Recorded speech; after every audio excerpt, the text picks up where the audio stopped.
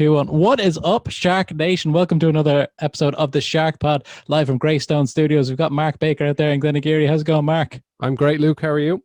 I'm roasting hot here, and I had this kind of panic on me when I realized that we're coming to the proper summer now, and maybe it might be harder to get people to come onto the podcast when these days are really nice. So we've got Pamela Laird on the podcast here with us today. How are you doing, Pamela?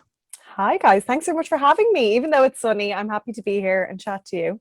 Delighted to have you here. Pamela is the CEO of Maxi Loves, a beauty product line at this stage, or it's just a one product? We've got 3, so it's a cosmetics line, yeah. Me and Mark have been, so we're delighted to have you on. Me and Mark have been talking about this type of business for a long time. We just love the idea of being able to promote like a kind of a self-brand, build it around kind of what you love, what you know. Years ago when kind of Instagram first kind of came out, I was living in town in an apartment, and I saw my my then girlfriend, my now wife, was on her phone, and there was she was like listening to people describe products that they were into, and really like they were just saying how much they love these products, and my wife's just like looking at this directly. Do you know what I mean? I'm just thinking this is the most amazing showpiece ever, and Yes. I've been kind of looking over her shoulder since then, saying, oh my God, this is amazing. And then I saw people, then Katie be like, oh yeah, she brought out her own pair of jeans in line and it's doing really well. I'm like, oh, this is amazing. It's like a out of the box customer base, Yeah. So I think it's amazing. So we're delighted to have you on here. So maybe for those people who haven't heard of your products, Yes. how would you describe them? How would you describe the company?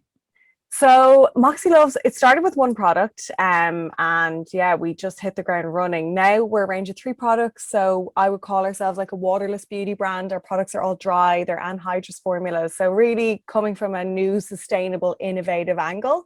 And I think what we do is we create clever, convenient, innovative products that you can use whenever and wherever you are, and we're available in like Boots, done stores, online. So kind of try to be wherever our customer is and where they're shopping. I love the businesses where you can get that distribution out. It's so we've talked to people on the podcast who have these amazing ideas, amazing products that they've taken to a certain point, and it's the problem is how do we get it in front of people, right? That's the biggest thing. And with this type of business and the way you seem to have set it up, I mean, we saw you on the Dragon's Den. We were just talking about off air how that went and how all the dragons were interested in the business and interested about the profit margins and the kind of scalability of these types of products. It's really, really impressive, and it's what's the hardest thing about the business? Is it getting that type of distribution? Is it to figuring out who's going to make this and get it into Ireland, or what's the hardest part of the business for you guys? Such an interesting question. I think a lot of people probably looking inward would say, God, getting those listings is a really hard thing.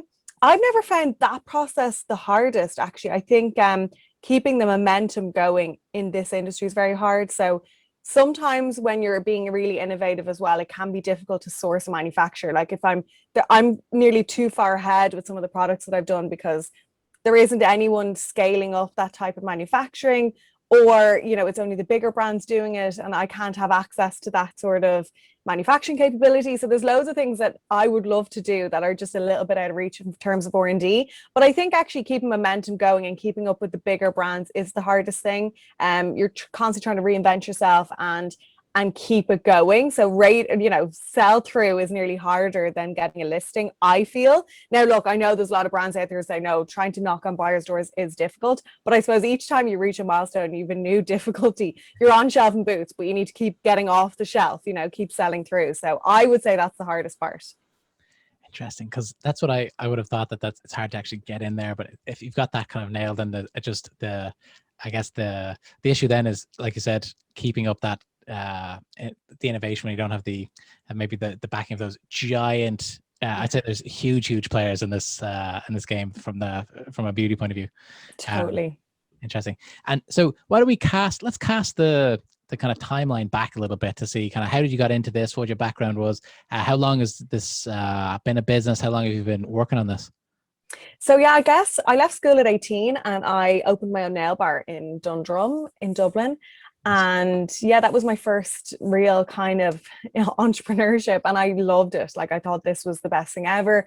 We expanded into new treatments, new things, and then I realized how not scalable a service business was. I loved nails and I loved everything about it, but as soon as we got bigger and we're growing, I realized that I ended up becoming just a manager of people, and the niceness of the job had just gone. And I thought, this to try and scale is going to be really hard. And I just didn't like how that felt. I felt a little bit like I can't bring this to the next level. So I actually took a step back, I closed it, and I started working on my brand. Because my background, if I go back a little further, my mom had had beauty salons since before I was born. So she had over the years brought in a lot of products from other markets. Like, she always had something new. And then it really kind of helped me see my love for products and creative, I suppose, the creative side of who I was and how I could make that a business. And that really started the brand. And that's kind of how I ended up creating products. I love the product, because I've got the kind of the different view here. I'm coming at this from a software point of view. So I work for HubSpot software marketing, sales, all that type of stuff, and I work with partners who do these big kind of service projects, right? Yeah. And they can only, if we get a couple of good deals in, we get some momentum going, and then they're offline for 2 months while they're doing the implementation. And I'm just like, how do we take this? You'd have to hire another 100 people to make this. And then 100 people have to take holidays. 100 people have to, pick up the quality control. Are they all good? Yeah, exactly. So I think I love the idea of the product. And I was re-listening, Mark, to our old friend Tim Ferriss on his 4-hour work week just the other day. It came up on YouTube and said, I'll give that a listen again. Not like I haven't read that before, but his whole thing was about the scalability of products. And that's if you're going to build a business that is going to give you a better lifestyle rather than more headaches, products might be a little bit better in some ways. Yeah, I'd agree with that. And I think, you can expand and scale so much easier. And I think, when you're interested in something that you think could be bigger than just your market, when you've got people involved and it's service, people will always want you. And that was something I noticed, because it was mine and I was the founder, and everyone's like, oh, I want Pamela. And you can't split yourself into 100. So yeah, I realized then it was just not going to be fun if I was to scale, that's for sure. You were only 18 when you opened that up? I was 18 when I opened that up. Yeah, it was the weekend after my Debs. Wow. Okay. Right. This is it. Like, we were talking to people last week as well. It started that early, and I'm like, oh my God, we've got so much time to get things done, which is great. Sorry, just to talk about, we always kind of mention school and stuff, and kind of mindset in school, like leaving cert, stuff like that, options. What was it like for you in your 5th and 6th year? I was really lucky to have my mom that really supported what I wanted to do. And so I did a lot of my education kind of between 3rd year and transition year, because I knew what I wanted and there wasn't really anything for me in school. So I know that I had her support, but I didn't really have the school support. I'm not going to lie. It wasn't easy to sort of say, yeah, I'm not interested in any of this, and I was that outspoken.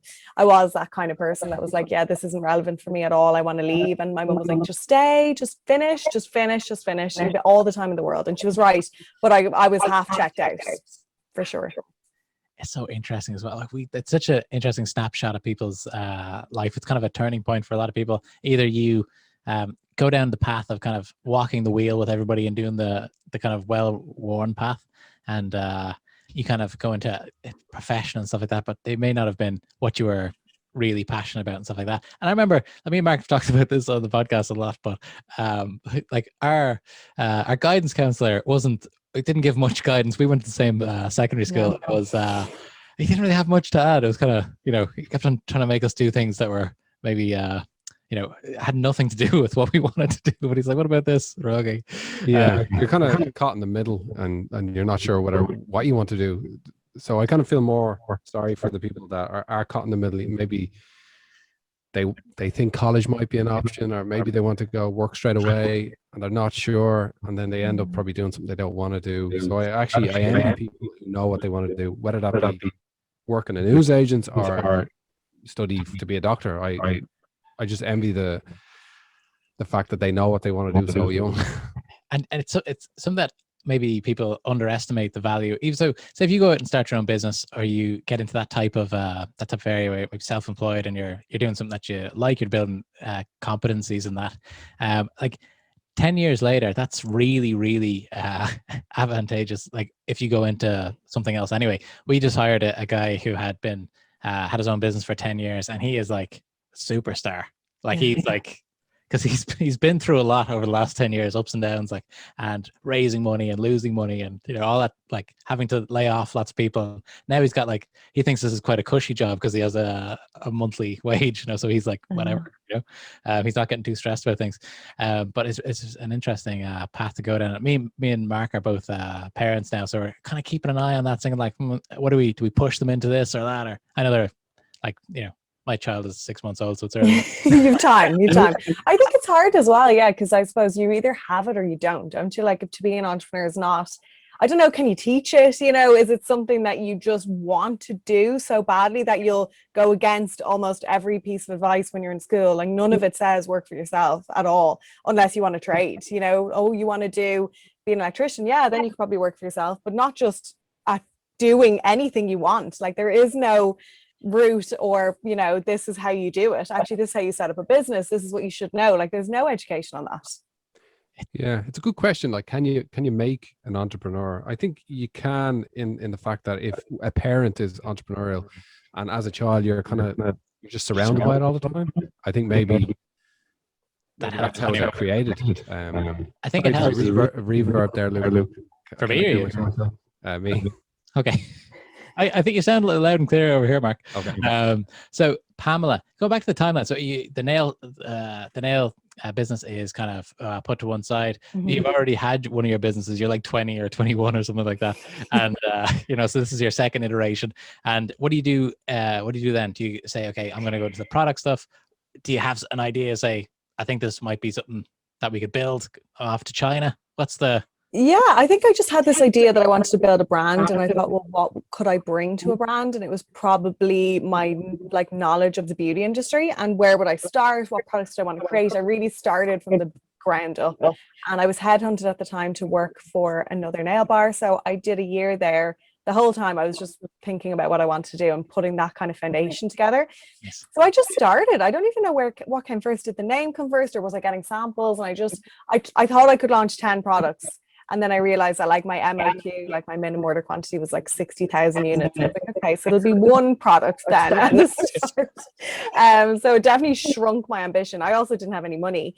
And I was thinking, well, like, what will I do? And my mum always said, like, just keep going, because by the time you get to the stage where you need to pay for it, you'll have done so much work. I'm sure it'll all come together. So I had so much to do: packaging design, product creation, formula, like everything. And that does take like 10 times longer than you think it's going to take. By the time you need the money, you have everything almost practically done, which is the right way to do it. So yeah, it was about 2 years of just thinking, working, sampling, all of that kind of stuff. And during that time, I'm thinking, we spoke to a lot of people that came up with their own kind of products and stuff like that. And I remember we spoke to somebody who had been sourcing stuff, like his own type of products in China, and it was so difficult. And then at one stage he said, this is great that it's so difficult, because no one's going to get this far with this. Do you know what I mean? Like, people would anything you're worried about someone copying, you're like, they absolutely won't get to this stage. It's just not possible. Like, they won't have it in them. Yeah, you want to be a nut job to get this. Yeah, exactly. So so what was it like when you first reached out to people overseas to manufacture this type of stuff? Was there any mentorship or anything that someone would say, yeah, call this guy in Wuhan?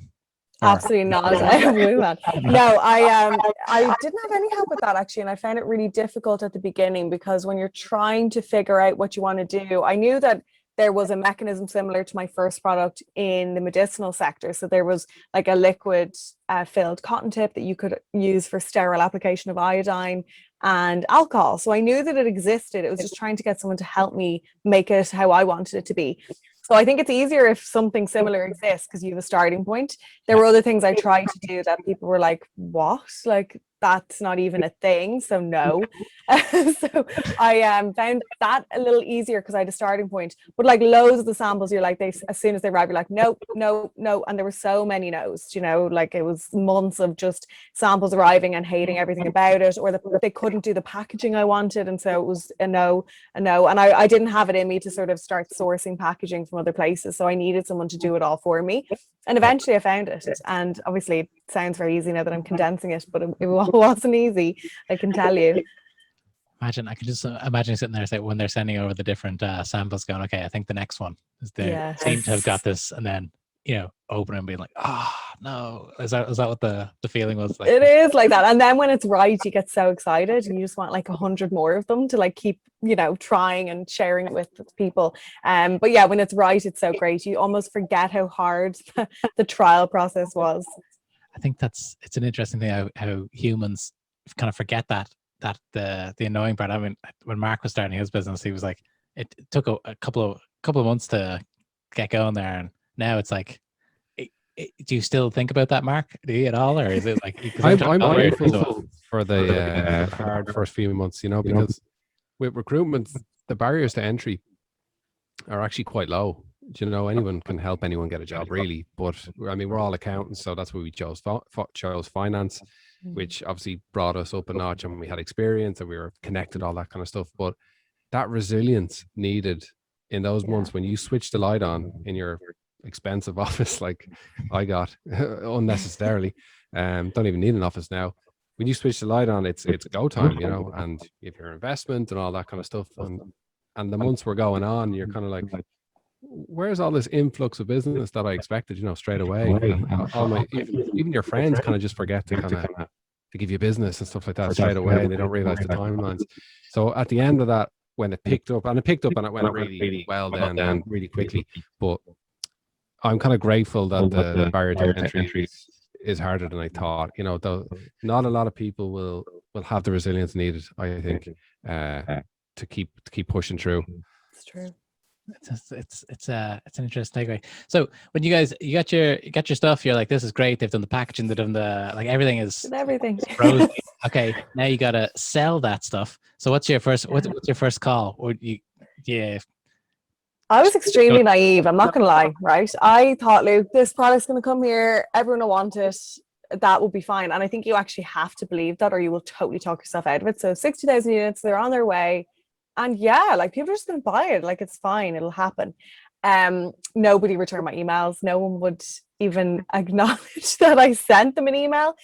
And I was thinking, okay, this is really hard. Why is this so hard? And I probably didn't do enough research on the type of industry I was getting into. And unlike selling to salons, which I would have had a lot of experience in, or selling to the general public in a store, which I also had a lot of experience in retail my whole life, this in between part where people don't like to, group pharmacies or group retail stores don't like to deal in ones and twos with people, because it's another customer, it's another email, it's another person they have to deal with who doesn't understand the logistics or that whole process. And I thought, okay, this is going to be really hard. What can I do? So then I started looking for a distributor. But I had already contacted Primark a few times, and eventually I got the name of a buyer and I'd send samples. But then I'd also got in touch with a distributor who we just clicked right away. They really liked the product. I had thought about the retailer.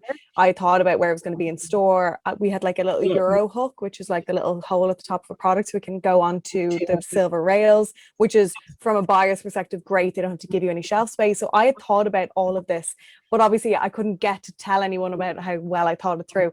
But then in between signing a distributor agreement, Primark had listed the product. So they had the samples that got into their hand. I'd made it to the right buyer and they loved it and they listed it straight away. So I didn't need the distributor, but at the same time, it was smoother by the time Primark wanted to get everything up and running. I had someone who was already a listed supplier. And then it made getting listed everywhere else much easier because it was one point of contact for multiple brands for them. And does that really help with logistics and stuff like that to have a distributor, or does it make just for you? Does it make it like another person to deal with as well? It's another person to deal with. And honestly, I think if you're into scaling your business long term, you should potentially look at bringing as much of that as you can in-house, be it the sales arm, the relationship building arm, and leave the logistics and pick and pack to the people who are doing it all the time. That's fine.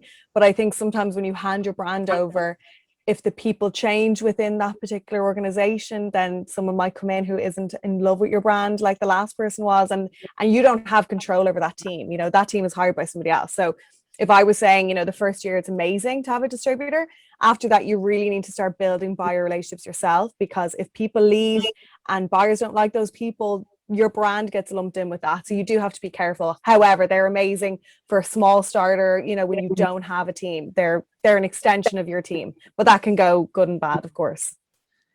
It's so interesting when you think about the distribution model, because that's what we always talk about with entrepreneurs here, and people go different ways. But it's good to have that type of thing at the beginning, like you said, so they could maybe open some doors and then you can start building your brand. Interesting that you want to, after the first year, even bring a little bit of that in-house.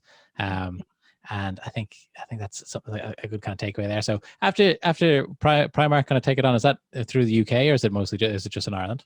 So that was just Ireland at the time, and we launched into, I think it was 80 of their stores, and then we did end up trickling into UK stores, like some of their bigger ones, because they do centralize the buying sometimes, so it's pretty easy to expand with them. But they were a huge support to me at the beginning. Like, it was just the best type of launch, the best type of location. It was into the hands of the customers we wanted, and we were kind of at that sweet spot price point for them, the kind of €5 mark, which was great. And you're getting into a place where people are queuing up after the COVID lockdowns to get into. Everyone loves pennies. Like, it's something for everyone, you know.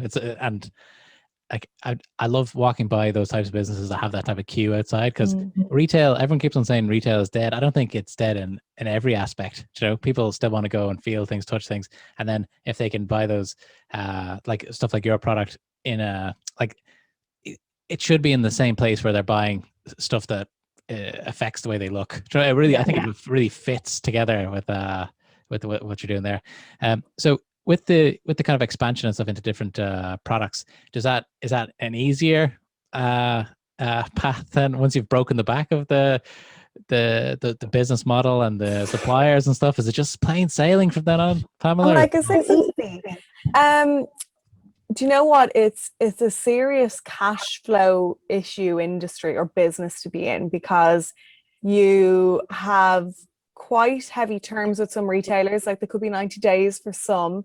You really need to be launching a product, ideally to scale, like every 4 months. Your MOQs are high, you pay up front, and if you're getting it from China, it's 2 to 3 months on the boat.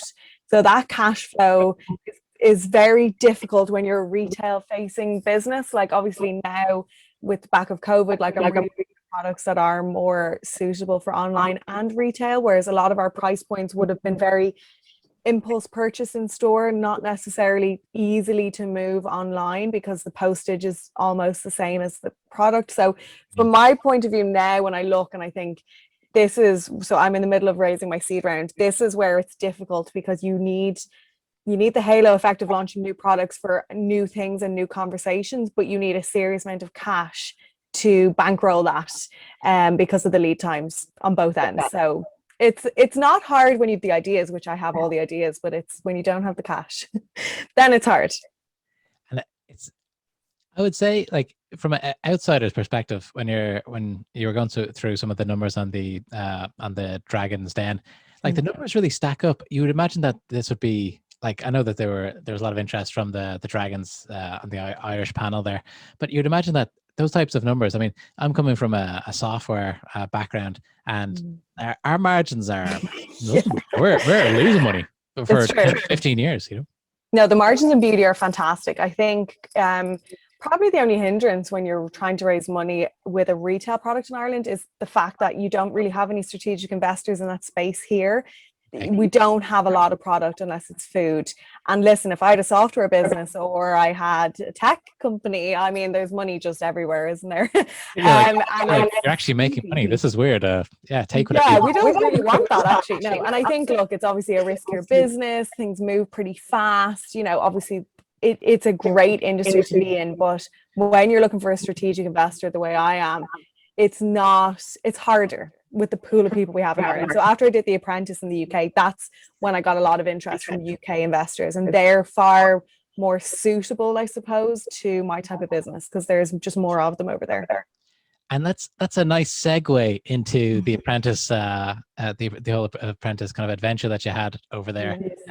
So for the Apprentice, like I know everyone knows the Apprentice. We used to have Apprentice parties, Mark. I don't know, remember that in my mom's house back in the day. Every Tuesday, the Irish one was on, and we were in college at the time, and we'd all come over. We were 15 people watching Bill Cullen, and during that, it was brilliant. It was great fun. Like it was great drama, but it was interesting. So but you went to the UK one. How did you get involved in that? Is that something that you just apply online, or do they kind of find you online and saw that you had a brand and stuff like that? How does that work? So I'm going to be honest, I'd never actually seen an episode of the Irish or the UK Apprentice, of the full episode. I'd never had watched it. I had come off the back of Dragon's Den. I'd hit a bit of a bump in the road. My product had to be discontinued for EU regulation. So I bounced back with 2 new products, but I was facing what I just said, the cash flow issue. And I was saying to my friends, and I was like, I need to get back out there and look for an investor now. And my friend said, Pam, you should do The Apprentice. And I was like, I don't need a job. And she's, no, it's not a job. You invest 250,000. And I was like, oh, so I went on and Googled, had a look. I saw that one cosmetics brand that he invested in was doing millions in turnover, Tropic Skincare. And I was like, okay. And then I looked at all the winners and they were all doing extremely, extremely well, still partnering with him. Unlike some of the Dragon's Den history where a lot of people had parted ways in Ireland after the investment, this was really different. And it was different because it wasn't, for 20%, I'll give you this money. It was like 50%. So although it was giving away 50%, it was also taking on someone to share the risk and scale. And it seemed like, well, look, I've done Dragon's Den before. I'm clearly okay on TV when I'm trying to sell my business. Like I can do that. Whereas I felt far more intimidated just in a blank boardroom with people who I couldn't kind of show my personality to.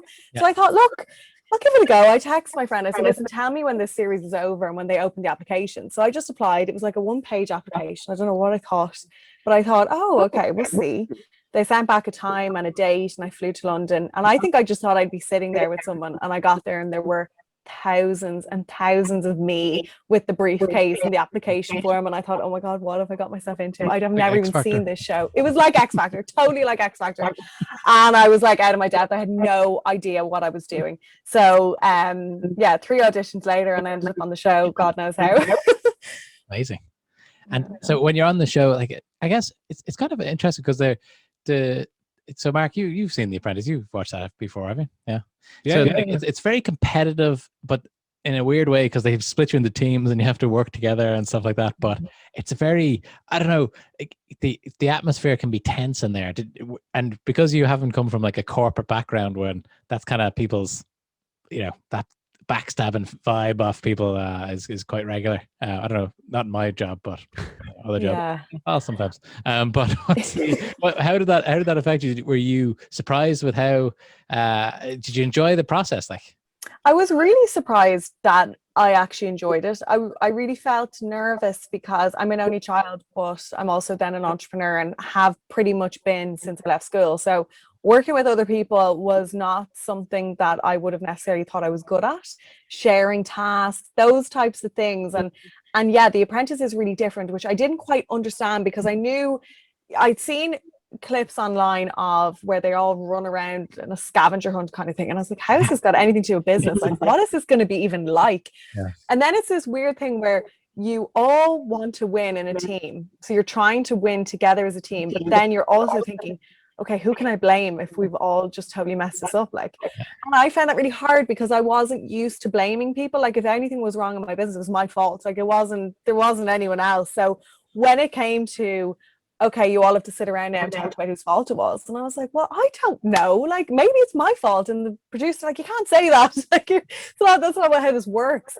And so I did have to really get into, firstly, trusting people in a team, and secondly, being able to be really straight, which I wasn't used to, and say, actually, it was his fault, like it's or her fault. I had to do that. And I didn't really enjoy that. That was really hard. And that made it really tense, which I also didn't enjoy. But I have to say, overall, it was just an amazing experience. And do you get to like interact with the kind of the board members very much, or is it a kind of a very limited amount of time you spend with them? Is there any, do you get to pick Lord Sugar's brain about the When you're like filming? when you're filming, or just kind No. of off screen? Is he kind of hanging out with the guys now? No, he does not hang out. I think, look, this is when I filmed it, it was his 15th year.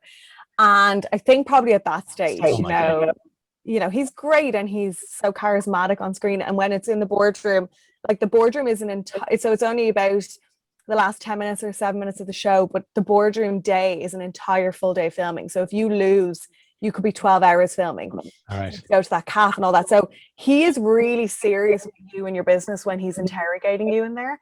But he's not hanging around after going, listen, you did well, or, sorry about that. Like that doesn't happen. He's Right. always on, basically.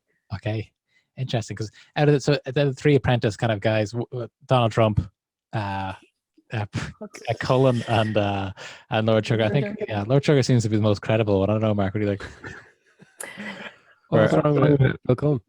Oh yeah, for sure. Yeah, no, I'd like to.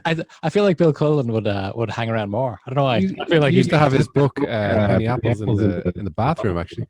Golden Apples, and I showed my friend who's also an apprentice fan, and I was like, I've got this book, it's Bill Cullen's going through it, and he's doing his thing, and he said he doesn't trust any book where like everything you need to know it spells out all the chapters. Like Golden Apples spells out the chapter titles, and I he thinks see. it's too convenient. That's not the kind of the keys to business shouldn't really be there. So he kind of put a damper on that. And I'm not sure. I haven't heard of Bill Cullen in a while, so hopefully he's doing well wherever he is. But yeah, okay, cool. So once you were finished with that, you mentioned that there was kind of almost like a shop window for investors and stuff like that. And when did that finish up? Was that kind of just before the COVID-y? Yeah, it just wrapped up December, like just before Christmas, 2019. So I had sort of started my, journey with some of the investors who'd reached out to me. Like I had a lot of interest on LinkedIn. Like at one stage I was like trying to read through like who is even a real business person here.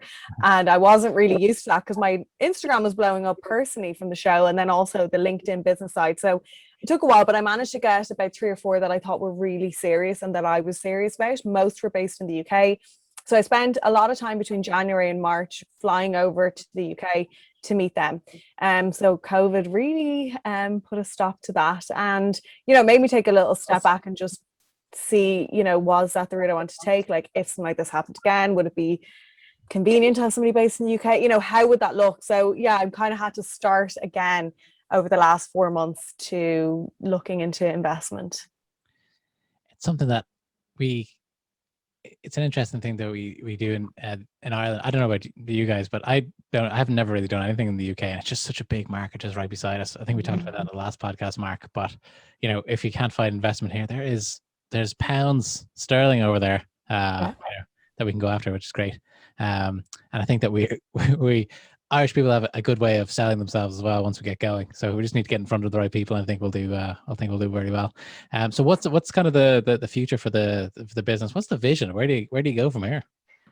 Honestly, the vision is global. We're about to launch into Australia. So we just sent a portion of the stock over there last week, actually. So we're launching into 400 stores there, which is amazing. And that definitely happened off the back of COVID, being able to meet people on the other side of the world via Teams and Zoom, to be able to close that deal is really a pandemic deal, basically, because I don't think that would have happened. It wouldn't have been the same trying to do a deal when most people would have to fly over. So we were able to totally seal that up, which was fantastic. And then the US, really, that is the goal, especially for my industry. It's one of the biggest markets. The UK, we're already in Boots UK, Primark UK, Ocado, Lloyd's, but there's more to do there. We've got grocery, we've got Sainsbury's that we want to target. So yeah, just there's so many targets. But the overall vision is to be global and to be a bigger brand. We've got 3 lines currently, 3 more launching this year, but really to grow our product range too would be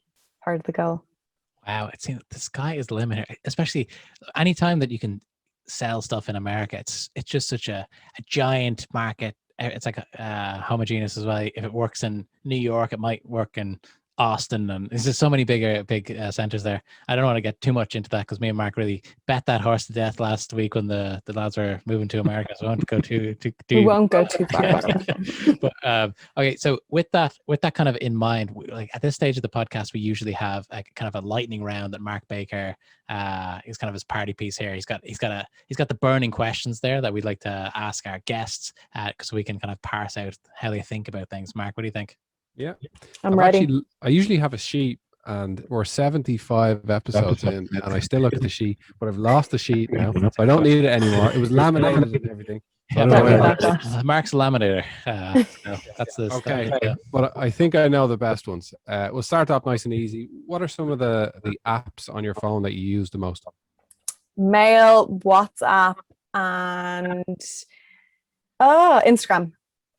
Okay, and for the business, just kind of a little bit of a follow on. What's the most? I think I know what it's going to be, but what's the most important social media for the business? Instagram, 100%. And why?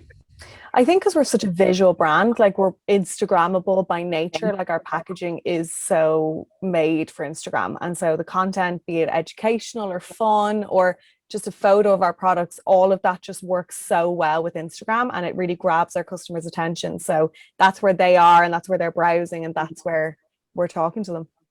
And your Instagram is obviously really, really strong, and your presence there is great. How hard is it to keep that up? I'm always interested in people's personal brand is attached to the product. To me, that just makes my brain hurt, because I have an art business, and I am the product there, and I do the paintings and stuff, and I feel under pressure to continually put out stuff, but it's putting out yourself all the time. Like, that must be tough. Do you have a team that helps you with that? Like, no, but yes, it's tough. And honestly, my name isn't on my product purposely because I didn't think that I would want to have to sell myself every time I saw the product. However, I realized after launching, there are markets whereby I'm an added value, be it the UK, Ireland. But, if I'm going to the US or I'm going to China or even Australia, I don't need to go and sell myself there. The product can speak for itself. So although where it's valuable, I'm really happy to push myself forward and be the face of, or, behind the brand, who is the person. Where I don't need to do that, I'm grateful that my name isn't plastered on it, so I don't have to keep selling myself. But I think off the back of The Apprentice, I realized that people are really curious and it can be an added value. And so that, pushes me to keep going. But no, nobody helps me with it. There are weeks where I barely post anything because I'm so stressed, or, there's just sometimes not a side you can share. Sometimes you can share the lows, and that's really part of it, but only when you have a bit of a high afterwards, because otherwise it's just really depressing. So I try not to be too negative, so I come off if I have to, but I can do that because, again, it's not my name on it, so I don't have to, but I do, and I want to, and I do enjoy it. I think something like the personal brand, I would think in America, like the Irishness and stuff like that, I don't know, is that a better way to approach it in somewhere like America, where there is a value on being Irish, and you only have to look at, not to compare you to Conor McGregor, but but you know what I mean? That's how he kind of, well, he's obviously very talented as well. Yes. No, and I think, potentially, but like, for instance, I think 70% of my followers on my own Instagram person are UK based. So from that side of things, I know that people in the UK are following me, so it's added value to the brand. Whereas if I'm going to launch in the US, I'll have a lot of work to do to gain a US following in order to convert that into sales. I know Marissa Carter, when she was launching her tan brand over there, did a collab with Kylie Jenner, and she then got a lot of US followers. So there's a way to make it work for you. And I think obviously it would be great to raise my own profile over there to help push the brand. But if that doesn't happen, at least I know the products are good enough, and they aren't not going to be like, who's Pamela? It'll be Moxie Loves, and that will be a cool name in itself to stand on its own. If I have to walk away, or if I have to sell the brand, you know what I mean? And We're going to exit it. So like Mark, reminds me of Will Mara's business, Bingo Loco. Bingo Loco? Yes. So he's we had him on the podcast, and he's doing so well expanding the business. They have got sold out gigs all over Australia, all over Dubai. Now they're doing America stuff, and they're figuring it out. But he's not, at the beginning he was kind of the promoter and the brand and stuff like that, but now, like, no one, he did a really big one in Austin recently, but like no one knows him in Austin, so there's no. Didn't need to push that. Yeah. Exactly. And he said at the beginning they used to do it. These Bingo Loco businesses or events in Irish kind of strongholds. You know, like New York was a safe one, Sydney's safe enough, but now they're going to places where there's no Irish people, and it's Still working. taking off, and it's kind of not connected to Ireland. It's just Don't think. no rave, if you call it that. I'm not sure what you call it, but, but it's an interesting take as well. For scalability, I think it's probably best not to be so Connected. connected to it. It's interesting. Yeah, I'm watching like YouTubers and stuff, like family YouTubers, or even in the beauty industry. Not that I watch, but they're on in the house. I have 2 daughters and a wife. It stresses me out thinking like they have to produce videos of their lives every single day. Yeah. Christ, that must be tough. It's a lot of effort. Yeah. And they all tried to diversify into products, whereas I suppose the influencing for me came sort of after the brand had launched, because of the brand nearly, rather than the other way around. So that for me, I think always makes me feel a little bit better. Like if I stopped posting on my social media tomorrow, I could put everything into the brand and that would still be okay. So I have that option to bow out if I need to. Okay. A philosophical one now. Is it who you know, or is it what you know? It's who you know, 100%. I mean, obviously what you know long term is really beneficial, but if you don't know something, that can be outsourced. And if you don't know the person, you may never get in the door. It's amazing. Everybody has a different take on that. And somebody's last week or most recently was it's who knows you, which makes sense as well. Kind of twist on. Yeah. Okay. How much money is enough money? Oh, as an entrepreneur, is it ever enough? I mean, even not thinking about money, I'm just thinking about you always want more. And the next big thing, like we're launching into Australia, and I'm like, yeah, America. You just move on, don't you? But I think we asked this for everybody, but I just realized this, Mark. We need a little bit more around that. What enough money is enough money. It's enough money personally. Say if they came to you, Pamela, and they said, here's a check, here's a bag of money, here's the number on the bag, walk away from this business, never talk about it again, never do anything for the rest of your life other than just do whatever you want to do. Well, what's that number? I mean, it'll probably be different depending on what day of the week you ask me. Yeah. How did my day go today? I mean, looking at the value of beauty brands in the industry, like I would hate to walk away. Like even if somebody bought it, I'd love to stay on. I just feel like I'm not done yet today. But I think, if I got it to a place, like there's a sweet spot number for me and it's 50 million. If I got it, like I would love to be able to get it to that value for somebody to be able to buy me out, but keep me still. Don't let me go. But to have me work on other things, that's a nice number. It always feels like a good number to 50 me. million feels like a good number to me, Mark. What do you think? I'll take it. Well, look, You'll never hear about me again. I'll just go into the background. You'll see me. Yeah. When we're asking that question, it might come across a bit like materialistic and stuff like that, but it's not really. And that's why I like it open-ended, because you've obviously got a passion and your business is your passion, but money is important to grow the company. So I know straight away that's what you're thinking about. How much money do we need to expand and scale? And that's a lot. So it's less about swimming in money. It's more like the growth of the business. And yes, to be able to breathe and do whatever the business needs, that's the money I'm always thinking about. Yeah. Okay. Last one, Mark. What do you think? What's if you left here today with one question the Pamela could serve up here? Okay, I'll be quite particular about this. Usually we say in general, but if you could advise somebody in your industry and not a young entrepreneur to learn one skill to help succeed or help them along the path, what would it be? One skill. I think sales, because no matter what you're doing, it never ends. You have a distributor, but you're still selling. Like you're constantly selling in this business. So I think sales is a really good skill to have.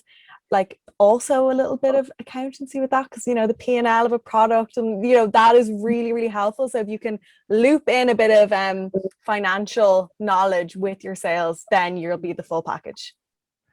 I love that answer. Like sales, like you said, you put it better than we could have put it. It never ends. It's always something else you can be selling. Do you know what I mean? It's people buy from people. I always think that when I look around like an office, I'm like, someone sold all of these things. Do you know what I mean? Whether it was a marketer or whether it was a salesperson selling desks, like someone, like put that deal together. So it really does keep the businesses going. So that's why. And I fully agree. I fully agree with that, Pamela, as well, because having trained as an accountant who went into the sales environment in recruitment and then opened up a recruitment business, I'm so glad that I have the accountancy skill set.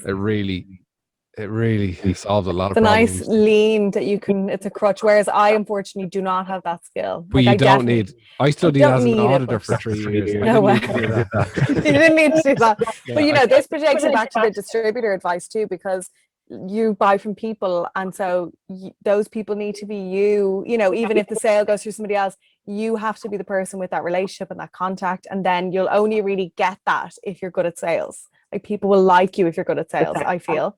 But then obviously, if you can listen in school and be just even half good at numbers, you'll be fine. Sales probably came naturally to you, Pamela, though. Like, have you ever done anything read any books or done any courses or had any mentors to help you with the sales aspect? Like, I used to do trade shows when I was younger. And my very first job was in retail in Brown Thomas. And I think that real life experience of selling to people when you've sales targets and when you've difficult customers and you have a difficult environment and you're part-time and everyone else is full-time, you're trying to show your worth. That is like the scramble in retail. You'll learn so much. So like, if you're in school and you want a job and you want to be an entrepreneur when you leave school, retail, it's such a hard graft. The hours are long. It's so much pressure, and you learn everything. You learn customer service, you learn sales, you learn how to work with people in sales, and you're trying to sell something that nobody wants sometimes, and that's hard to do, but you'll learn a lot. And I think having a retail job when I was young is how I learned how to sell. And to be honest, I heard the other day that there was somebody said something about AI is getting so advanced, it's gonna make computer type jobs and tech type jobs less valuable than actual physical jobs, like obviously doing physical work, but also sales is kind of physical job.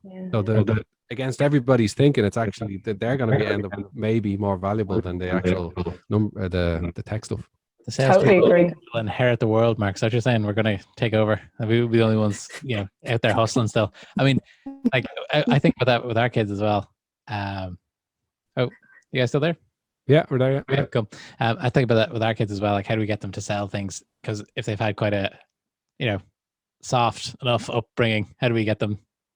Yeah, hustling. One of your girls, they're too young now to do door-to-door sales, but I think that might be something that you could throw them into when they're 15, 16.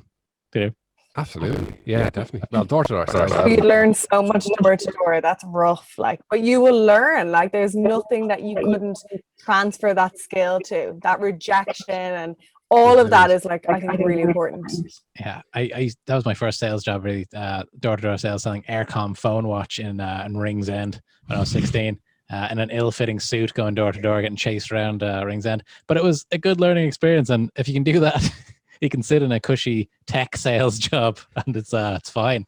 You can do anything if you can do that. So Pamela, I'd like to wish you all the best of luck with the business. Thanks so much for taking some time this evening on this one of the nicest evenings in the Irish summer. You took some time to have a chat with us on the Shark Pod, and I really do appreciate that. We have one more question to ask you, as we ask all of our guests. Would you prefer a t-shirt or a mug? Oh, a mug. A mug. A mug is on its way to you. Actually, I think the mugs are better, Mark. I don't know. You use the mug more than the t-shirt. Okay, cool. So Pamela, we'll get that out to you again. Thank you very much. We'll put all the links, all your stuff in the show notes, and thanks very much for the time. Thanks for having me, guys. And we're out. Yay! I think mine's gone a little funny, has it? Sorry.